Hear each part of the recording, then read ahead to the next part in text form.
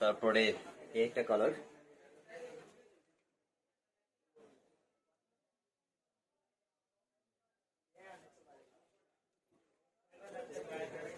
তারপরে একটা কালার। অবশ্যই যার যেটা পছন্দ হবে সেটা স্ক্রিনশট দিয়ে রাখবেন।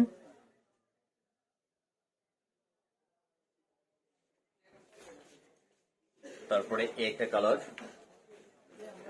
সবগুলো কিন্তু কালার আলাদা, শুধু ফ্যাব্রিকটা সেম, ডিজাইনটা সেম, শুধু প্রিন্ট কালার গুলো আলাদা। তারপরে একটা কালার,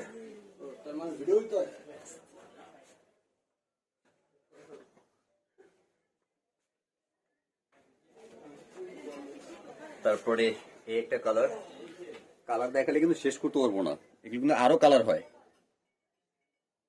আরো কালার এবং আরো প্রিন্ট হয়।